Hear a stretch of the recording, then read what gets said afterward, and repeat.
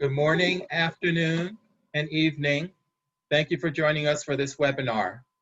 If you haven't done so already, please participate in the poll that you see on your screen. We ask that you close the poll once you've completed it, and we will begin the webinar in about a minute.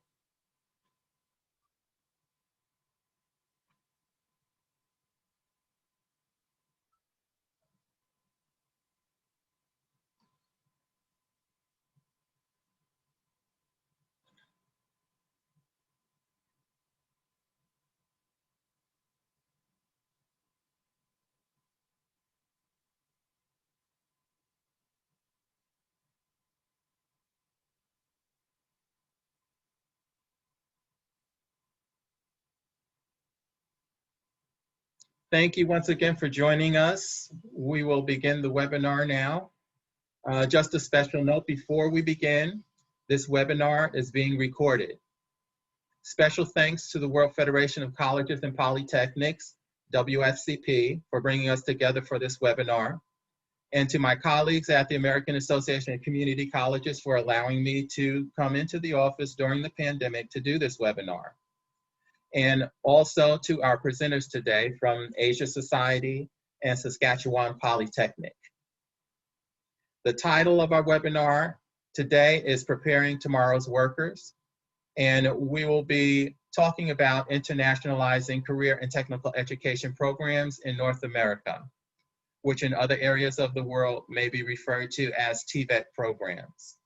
Today's presenters will be Wayne Wheeler from the American Association of Community Colleges in the US, Heather Singmaster from Asia Society, and Patricia Bowron from Saskatchewan Polytechnic in Canada.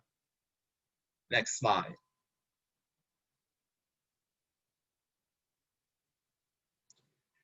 My name is Wayne Wheeler, and I'll be your first presenter. I am the Director of International Programs and Services at the American Association of Community Colleges, AACC. Next slide. AACC is the National Association for Community Colleges in the United States. Our primary mission is advocacy. We often work with our national government as well as with foreign governments and other organizations and consortia. There are slightly more than 1,000 community colleges in the United States. They provide the first years of a university education, as well as training to go directly into the workforce, which accounts for about half of student enrollment. Our community colleges serve more than 12 million students, the largest and most diverse sector of US higher education. Approximately 41% of all undergraduates in the United States. Membership in AACC runs through the President's office at each of those institutions. Over the years, AACC has shown a commitment to international education. Some of the ways in which they've done that is listed at the bottom of this slide. I won't go into detail, but I can post some links into the chat for more information. Next slide. One reason for this interest in international education is that the world is changing and becoming more competitive, as OECD data indicate. Another reason is the rapidly changing US demographics. In 2019, researchers identified the first minority-majority generation in the US. And also the demographics of immigrants coming into the US are increasingly more highly educated, working-age adults. With this backdrop, international education is seen as a foundation, not only for a more civil US society, but also for a more cohesive, globally competitive, innovative, and productive workforce. Several recent studies provide supporting evidence. For example, in 2013, a British Council study of more than 360 large companies around the world indicated that workers with global competence were very highly valued and essential for the growth of the company. Those without were considered by their employers to be potential business liabilities, risking loss of clients, damage to reputation, and conflict within teams. In 2017, another study of more than 2,100 US employers found that 93% of them highly valued employees who, quote, are able to work effectively with customers, clients, and businesses from a range of different countries and cultures. In 2018, a study published in the Harvard Business Review found that companies with more diverse, multicultural workforces generated more innovation and up to 19% more revenue. These studies support increasing evidence that many companies are regarding their diversity strategies and employee recruitment and retention as proprietary corporate secrets. Getting back to community colleges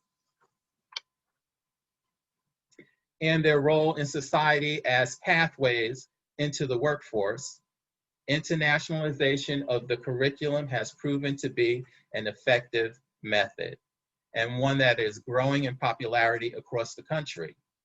However, as the next speaker is sure to mention, to date, much of that internationalization has focused on the humanities. Much more work is needed for career and technical education programs. Next slide. At this time, I'd like to hand over the presentation to Heather Singmaster. Heather? Thank you so much, Wayne, and thank you for having me today. I'm really excited to be here. I'm going to share with you a little bit about the work that Asia Society has been doing in secondary schools, which has now led to a new project that we're launching in post-secondary. Next slide, please. So the Center for Global Education is located at Asia Society. We're a nonprofit organization with headquarters in New York, but offices around the globe. And while Asia Society's work in general focuses on making connections and fostering understanding about Asia, our education work is actually more globally focused and focused on helping to prepare youth to be effective, globally competent workers and citizens. Next slide, please. So our work started about 20 years ago in K-12 education, primary and secondary, and we have a network of small schools across the United States. And these schools are whole models of what it means to be a global school. So importantly, we work directly with teachers through a coaching model and helping them to be able to create high quality projects for their students to do that are infused with global content. And what we found through this model is that students are much more engaged in their work. They see that their culture and background is valued, and they also see the real world application of what they're doing. And so we have a much higher graduation rate in our schools than the national average. Next slide, please. So what is global competence? Asia Society worked with states across the country to really define what this means. And we brought in other stakeholders as well from higher education and from business and a lot of teachers. And this definition has been widely adopted by states and districts across the country, but then also internationally, it's been adopted by UNESCO as well as OECD. So you see the definition there on the screen, and we have 4 domains to global competence. The first is investigate the world. So we want students to be interested in the world and how it works, and we also want them to be able to formulate globally significant questions. Every project really starts with a good question, so that's an important skill for students to gain. Second is recognize perspectives. We want students to recognize that they have a perspective and you may or may not share it, but they should be able to look at both sides and from that create a new point of view. And this is also about being open to looking at different forms of research. Maria, do you mind going back one slide? Sorry, thanks. Third is communicate ideas. So we want students to be effective users of technology, but also able to really communicate effectively with diverse audiences.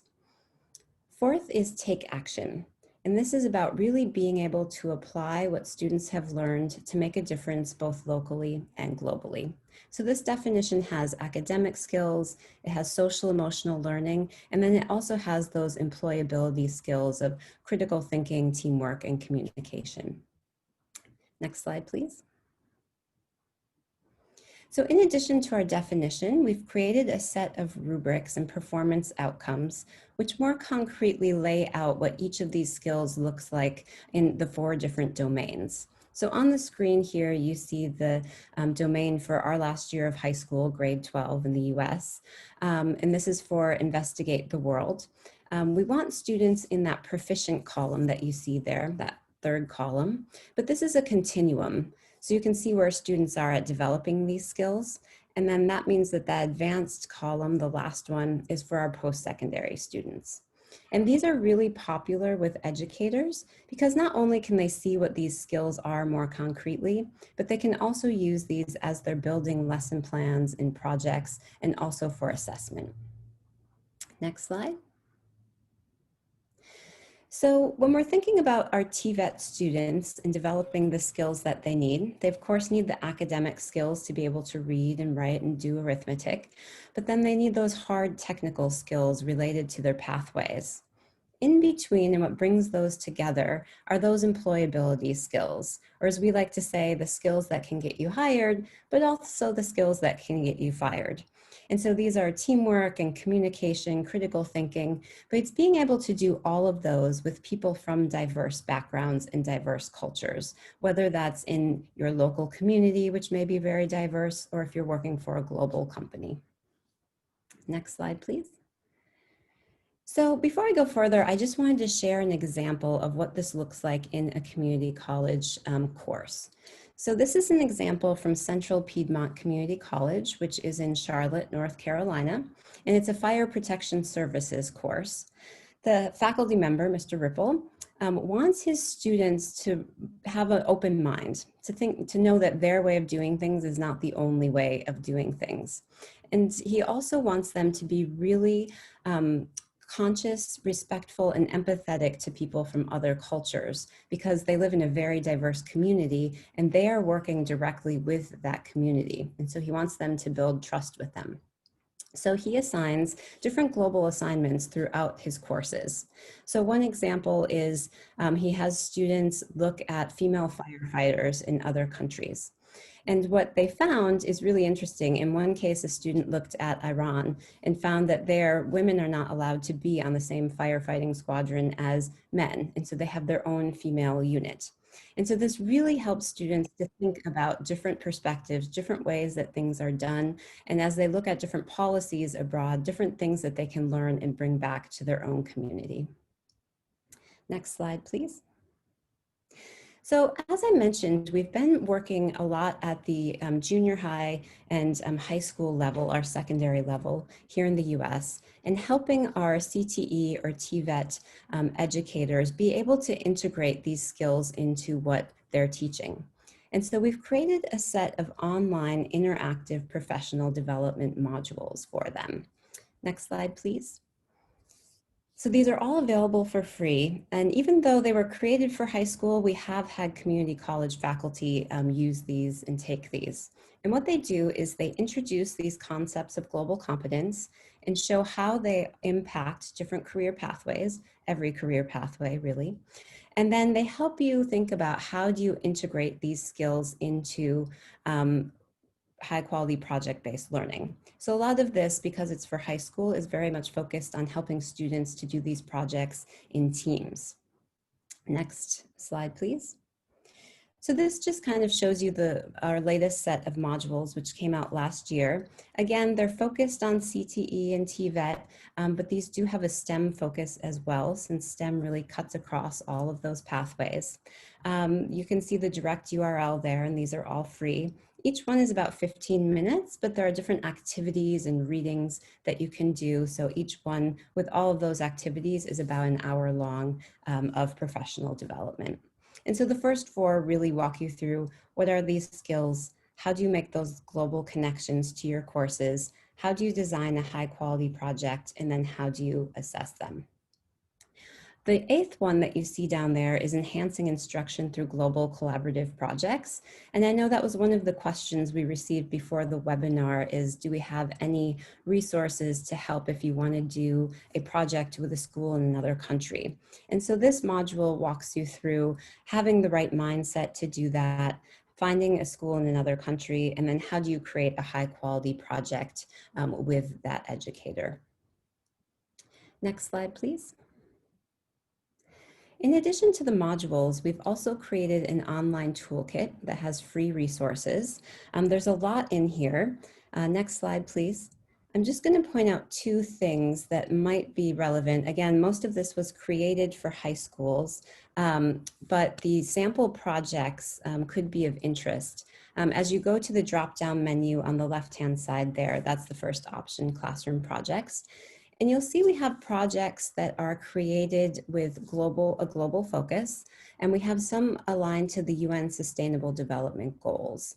So these are projects that are focused on everything from eradicating poverty and hunger, equitable societies, cleaning up the environment.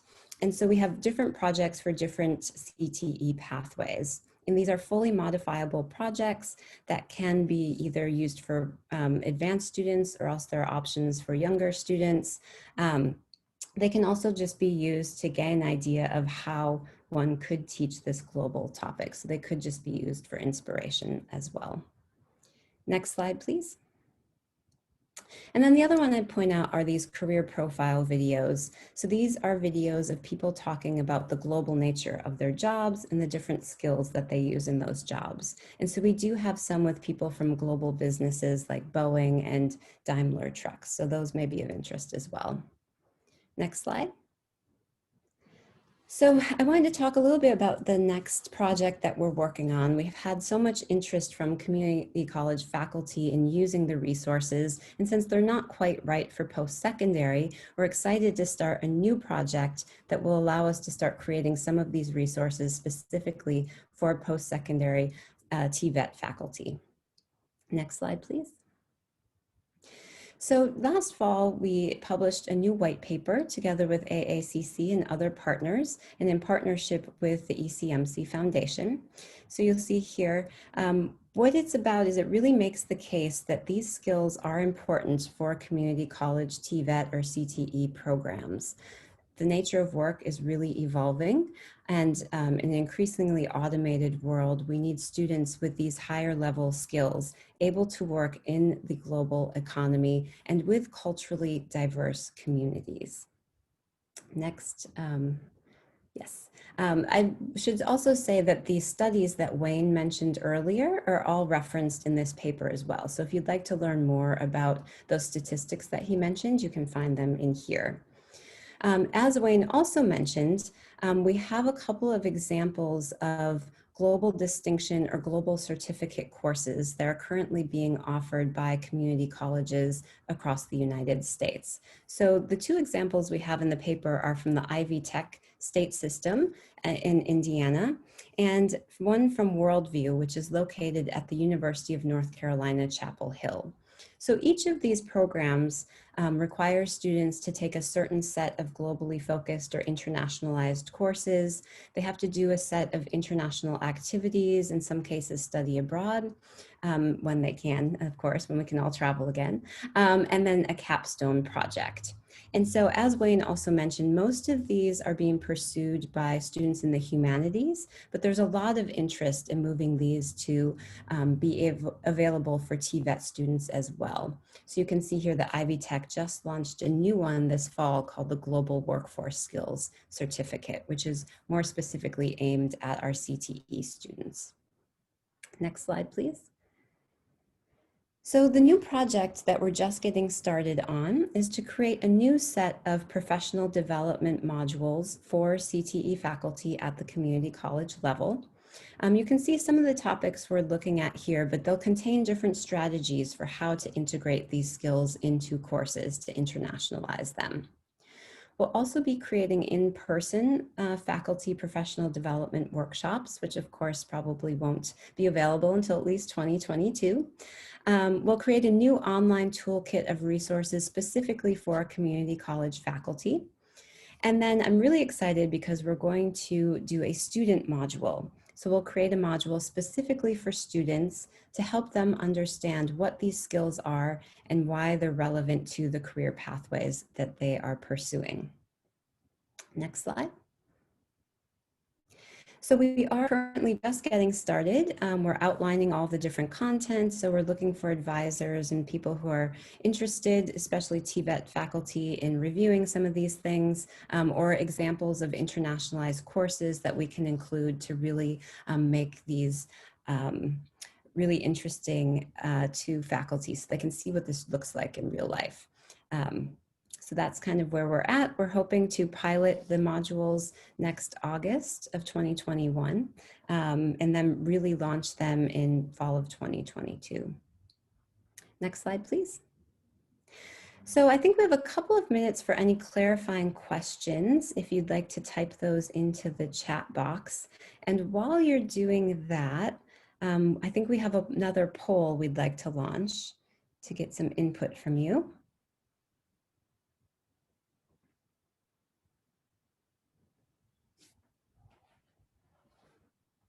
Yes, Maria, if you could launch the next poll, poll 2. There you go. Okay, so we'd love to know, how internationalized do you think the CTE or TVET programs are at your institutions?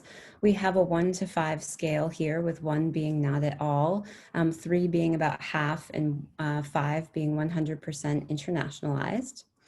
And then second, there's a second question there. What additional resources do you feel that you would need at your institution to further internationalize your TVET or CTE programs?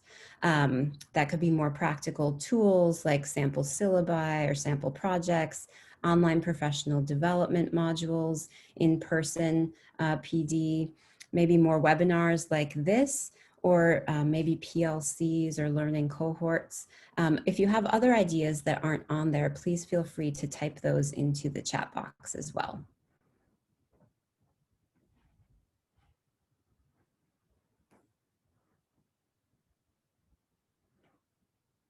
Okay, so it looks like no questions. If you have questions, feel free to type them in. And as we move on, we're going to have time for Q&A at the end as well, so we can also answer questions later. It looks like we aren't fully internationalized. I'm looking at the poll results. We have about some who are 50%, some have a couple of programs, some not at all.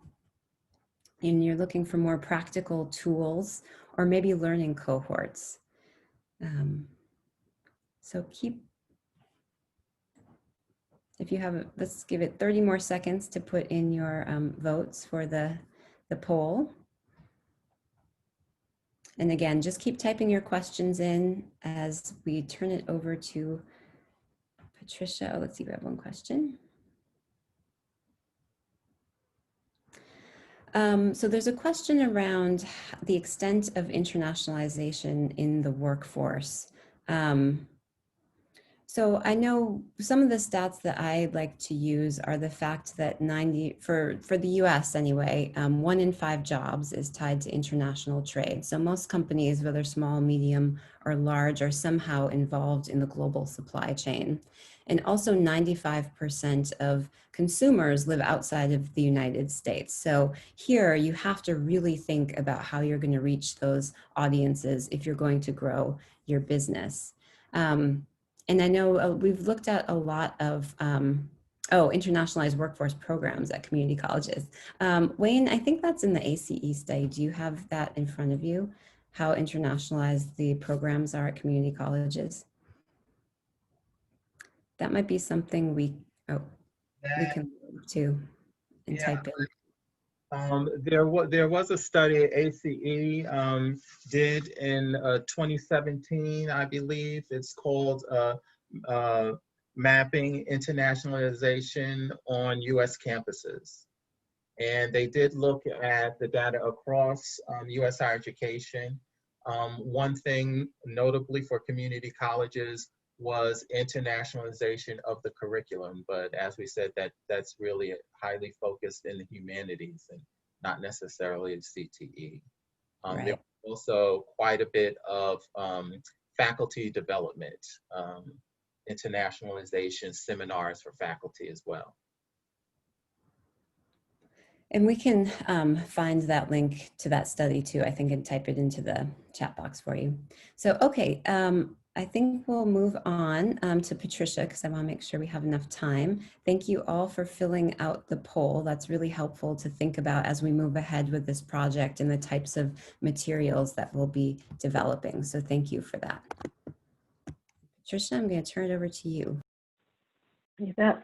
Thanks, Heather, and hi, everyone. It's great to see some familiar, I was going to say faces, but certainly I'm seeing familiar names anyway. Great to have a lot of folks I know here. So thanks, Heather. I'm pleased today to be online to talk about both the Polytechnic and Canadian perspective.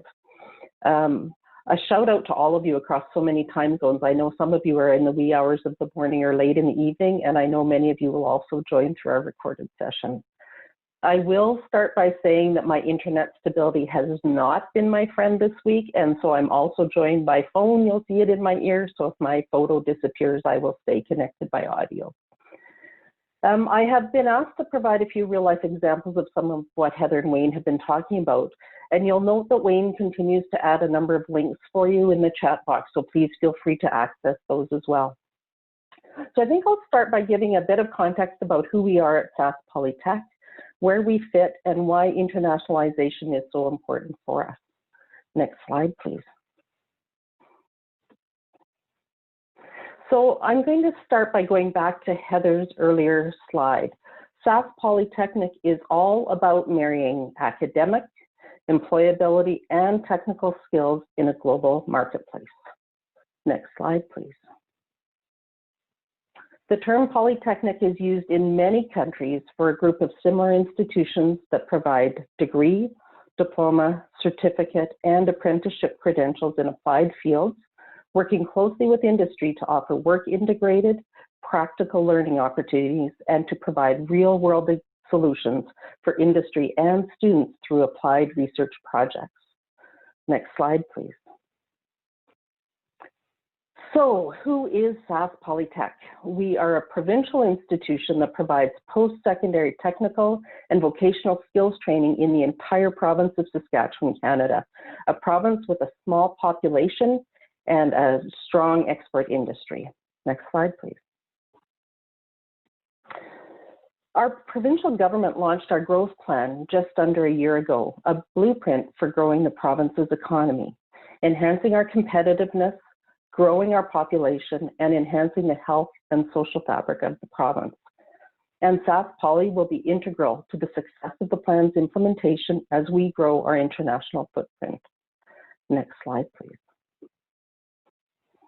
So within the plan's 30 goals for 2030, as you can see on the screen, we have an imperative to work closely with government to provide skills and competencies to the labor market in an international marketplace. To do this well, we are part of a Saskatchewan alliance of post-secondary institutions focused on internationalization, both at home and abroad, and are expanding our work with ministries of trade and economic development, immigration and career training, and advanced education. To be specific, the provincial plan is to grow exports by 50% and significantly grow private investment. To achieve this, we will need to substantially grow our population and to expand and prepare our labor force in this new environment. To be effective, it's crucial that we continue to expand internationalization of our polytech in this growing economy. Next slide, please. For example, in the agriculture sector, Saskatchewan is feeding the world with a growing agri-value industry that has exceeded $5 billion.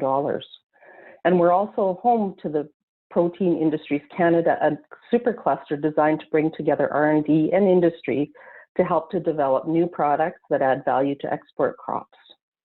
Next slide, please. On the extractives front, Saskatchewan has two of the most desirable minerals in the world, potash and uranium. The province has the largest potash industry in the world, accounting for about 1/3 of annual global production and hosting nearly half of the world's known reserves. Next slide, please. So where do we fit? Business and industry connections are key to Sask Polytech's success. Our programs are based on labor market needs and must support the export world in which we live. Our curriculum is developed through consultation with industry. Our graduates have a high level of knowledge, skills, and practical experience. And we engage in applied research, drawing on faculty experience to support innovation by employers and providing students the opportunity to develop critical thinking skills. And it works. Our graduate employment and employer satisfaction rates are well over 90% year over year. Next slide, please. So our internationalization strategy focuses really on 4 key pillars: international student enrollment, intercultural competency development, international business development, and international applied research. So building on the information shared by Heather, I'd like to share 3 Sask Poly internationalization examples for you. Next slide, please.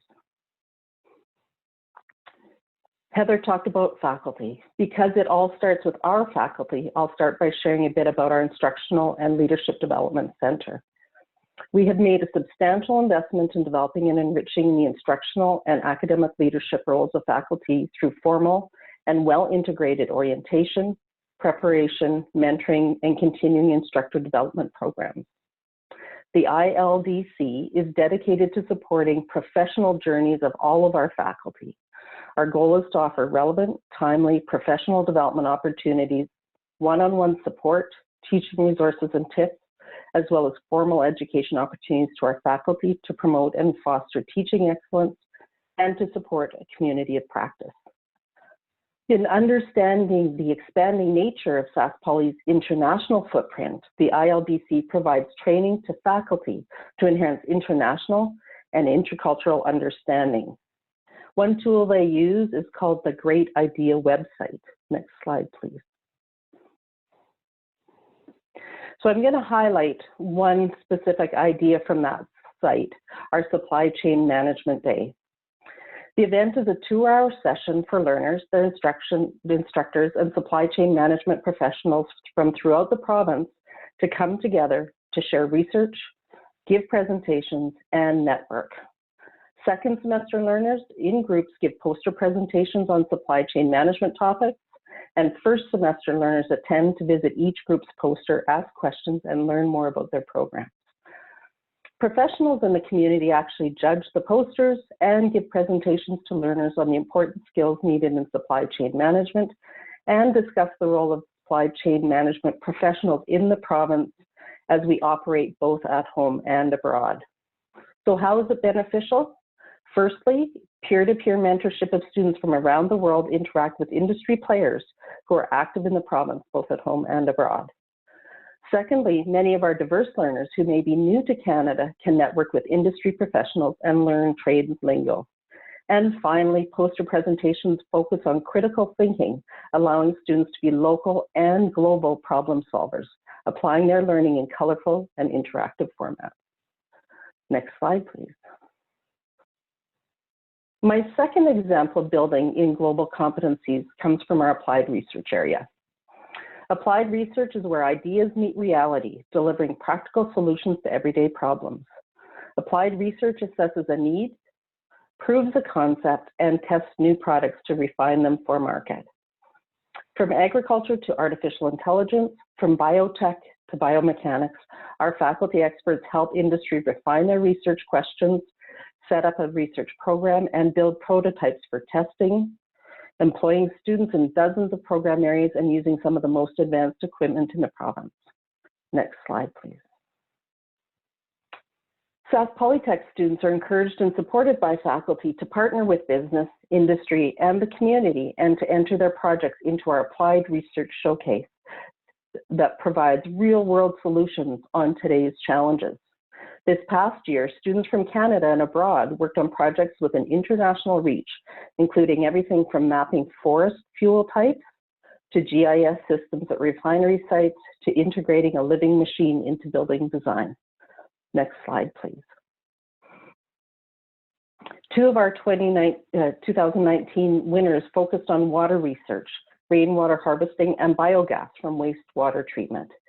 Not only did Neha and Alina compete on a local level, but they also had the opportunity to present their research in our capital of Ottawa to parliamentarians, CEOs, and senior government officials in development, trade, and investment departments. I was able to spend some time with them, and they did an amazing job and learned so much. Next slide, please. Building on this applied research showcase, my final example is a bit less traditional and focuses on competition and gamification. World skills competitions raise the profile and recognition of skilled people and show how important skills are in achieving economic growth. The competitions introduce our students to the international stage through applied projects and competition, gamifying the work they're doing by allowing them to compete and to share their skills. Again, focusing on critical thinking, problem solving, innovation, and creativity, these international competitions allow for enhanced opportunities related to intercultural communications, collaboration, and global citizenship. One of the competitions Sask Poly takes part in is the Shell Eco Marathon Drivers World Championship. Next slide, please. The Shell Eco Marathon is a global competition that brings together teams of high school and post-secondary students who design and build ultra-energy efficient vehicles and compete regionally and around the world. In addition to focusing on cleaner and more efficient energy solutions, the Eco Marathon gives students an opportunity to think outside the box and experience the wonders of science and technology on a deeper global level. There are two vehicle classes within Shell Eco Marathon, the prototype and urban concept, and also three energy categories: battery electric, hydrogen fuel cell, and internal combustion engine. Prizes are awarded separately for each vehicle class and each energy category. The pinnacle of the competition is the Shell Eco Marathon Drivers World Championship, where the most energy efficient vehicles compete in a race with a limited amount of energy. In a creative twist this year, 34 teams representing 7 countries from across North, Central, and South America submitted 65 entries for the Off-Track Awards, which were held virtually due to the pandemic. The pandemic also forced Shell to cancel its America and international competitions for this year, competitions that our teams had planned to enter. Next slide, please. We were so proud of our Sask Poly crew as they were winner of the 2020 Shell Eco Marathon America's Off-Track Circular Economy Award. The new award recognized the team that makes continual use of resources and eliminates waste. Along with the prestige of winning, they also received a $3,000 cash prize. The student team behind the Sask Eco Urban Concept created a 3D printed vehicle with a frame constructed of recycled carbon fiber hockey sticks. What a great Canadian example, but to use hockey in their design. This wasn't the first time Sask Poly received international attention. 2 years ago, the car, which uses a soft drink bottle as its fuel system, finished second place in the Americas competition in Sonoma, California, and second place at the Drivers World Championship in London, England, the first time a Canadian team earned a spot in the final competition. Our team was developing a drivetrain this year to integrate gas and electric hybrid technologies and had also selected a new, more efficient gasoline engine. Engine management and driving strategies that look promising for good efficiency gains were also being tested this year. Students have also been working on a new entry in the prototype category. Last year's prototype eco car finished in 6th place in the Americas competition, achieving a remarkable 1,000 miles per gallon US fuel efficiency. The new prototype car, which was also 3D printed and used recycled hockey sticks for the structural frame, was smaller and more aerodynamic than the previous car, making it even more fuel efficient. Our CAD/CAM engineering technology students are looking forward to once again competing on an international stage as the world gets back to our new normal. Next slide, please. So we continue to work to expand our work with faculty to support our students to be better prepared for the global economy. At this point, Heather, Wayne, and I are happy to take any questions you might have, and I see some are popping into the chat box. At the same time, to build on the examples shared here, we want to turn that around so you can share some of your examples and solutions. Next slide, please. So what we're going to do while folks are looking at questions is we're going to have you enter a word cloud. We'd like you to go to your phone or to your desktop and log on to the web. Go, as you see on the slide, go to menti.com and use the code listed, or I'm not sure whether we may have added it into the chat box. Yep, there's the chat box link. So you can take the link out of the chat box and pop it into your browser. When you get there, you'll see room to enter 5 1- to 2-word things that you're doing at your institution. So we'd like you to spend a little bit of time entering those items, and we'll start to let that word cloud populate on our screen. So double check again onto your browser to get that word cloud populating for us. As that populates, why don't we go to questions, Wayne and Heather? It's been a pleasure to be here today.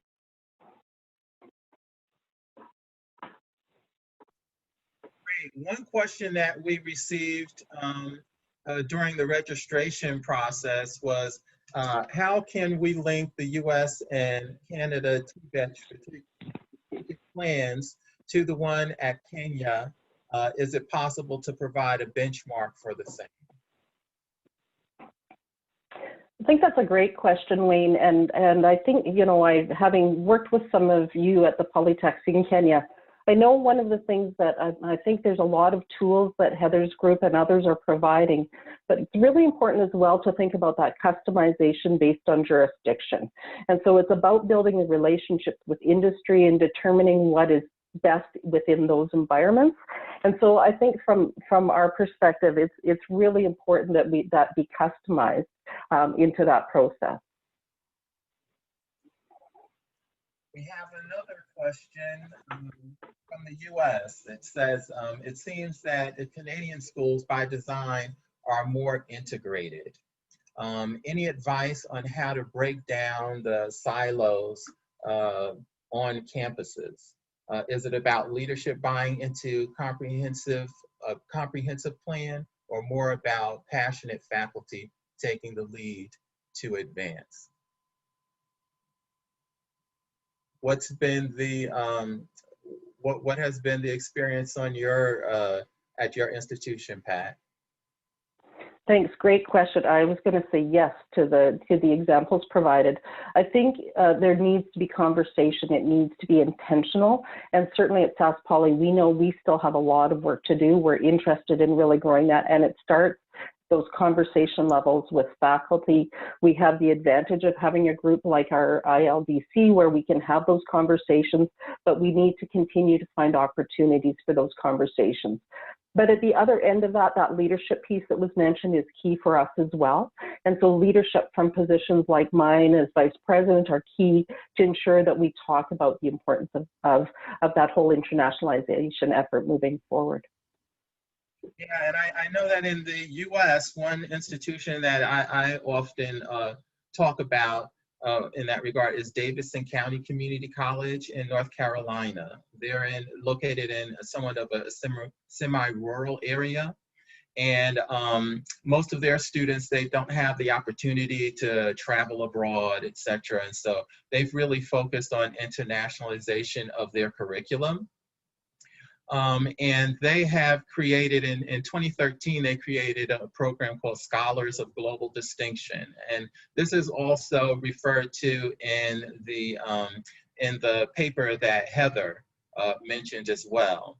And they started their program on a $0 budget. And what I really thought was interesting about the program is that it is really its sustainability and growth is really based upon a student demand. And so the students really drive it, and the faculty sort of follow along in order to get the students to sign up for their courses. And so they've been able to internationalize. It started in 2013. By 2015, they had internationalized 25 of their courses. From nursing and liberal arts to welding and automotive systems. I thought that was pretty interesting. And they've leveraged a lot of their funding, outside funding, and it's really been, they've really been able to tap the talent across their campus. Now, I would just add, I was speaking with a consortium of community colleges in Texas who are just getting started, kind of revamping their international programs. And they're working with the president's office. The international office is working with the president's office to get that top level leadership, as Pat mentioned. But then they're getting faculty from all the different departments and doing faculty focus groups to get kind of the faculty on board. And then they're also doing student focus groups with students to, you know, get their feedback, get their input as well. So then they're also doing a benchmarking work with the business community to ask them, you know, what are these skills that you need, so that they're getting all these different stakeholders involved from the very beginning. We have another question in the chat, and it has to do with Erasmus. And it talks about that Erasmus offers joint research programs with EU institutes, and was wondering if there was anything in North America, any collaboration in North America, or any program similar to Erasmus in North America. Have you encountered anything like that in the work that you've been doing, Heather? I have not. I don't know, Pat, if you have in Canada? I have not, actually. I had the same answer. But I think that there are some really good examples. I think there are a number of organizations trying to do more of this work to try and transform. I know Stephanie's on from CCID. CCID is also doing a lot of work in this area. So I think there are a lot of efforts in different pockets, but I'm not sure in North America yet that it's in much of a coordinated effort. In the Advanced Technological Education Program, I know that they started a program a couple of years ago that is focused on research, students doing research. That might be the closest thing that we might have in the US. That's funded by the National Science Foundation. I can give you more information about that and put you in touch with the person who heads the ATE program here, Craig, if you're more interested. Great. If you have any more questions, please post them in the chat.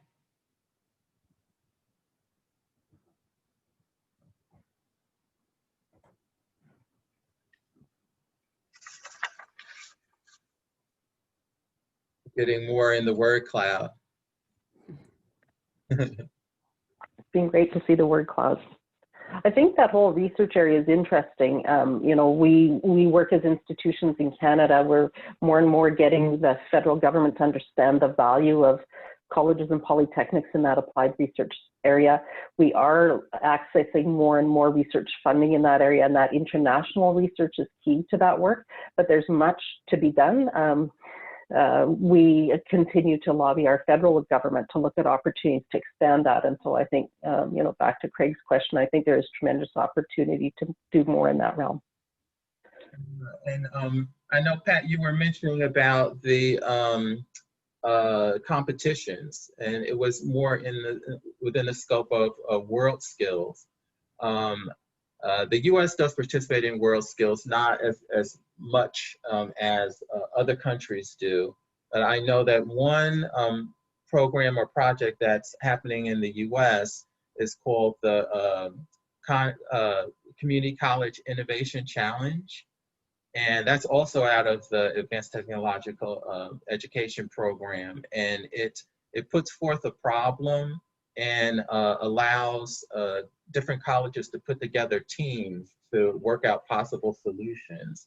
And then they compete to win a prize. And in pre-COVID times, the finalists came to the nation's capital and to talk about their projects and to be present for the award presentation, which is a pretty interesting program.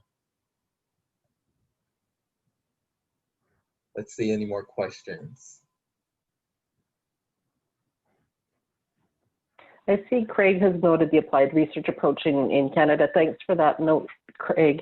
Certainly as well, we're starting to look at things with groups like IDRC. I know there's been lots of energy spent on trying to see if there's some more work that can be done with Canadian institutions and IDRC in Kenya specifically. I see we have at least, I think, one person or a couple on from Kenya.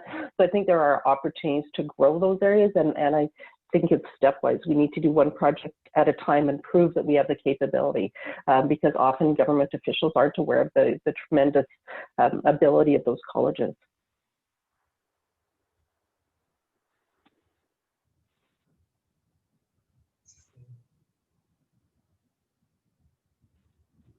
Craig goes on to ask, an interesting aspect for me in TVET is whether there will be a global skills development to support multi-nations and the like as they reach out into other countries, especially developing countries. Any thoughts? Craig, I completely agree. I think we as institutions need to have a much more collective voice to start to push for that. I think as polytechs and colleges, we have such tremendous skills to offer, and we haven't been at that world stage. And so I think there is an opportunity, and I know there is actually a table now in the World Federation around that whole applied research area, and a lot of work needs to be done in that area so that we do have a voice at the table.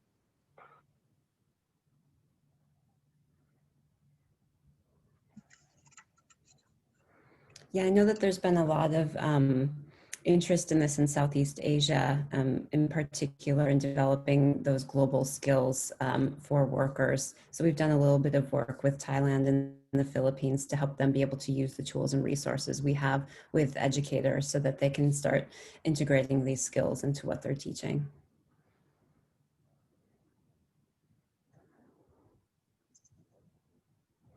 More questions? Anyone have any other questions? Well, I think our emails are on the screen, so we're always happy to follow up by email with additional questions as well, or at least I am. Yes, and I am putting into the chat the link to the WFCP affiliated councils. I know that Pat mentioned about the one of the affinity groups, and so I posted a link to that in the chat. Once again, we're entering the close. So once again, I just like to thank everyone for joining us today. I want to direct everyone's attention to the WFCP website for future webinars on a variety of topics. With that, just thanks, and I hope to see you at another webinar. There's also a link to a survey in the chat box too. If you can fill out the survey and get some feedback back, they would appreciate that, the organizers. Thank you, Wayne. Thank you, Patricia. Thank you, Maria, for organizing. Thank you. Thank you all.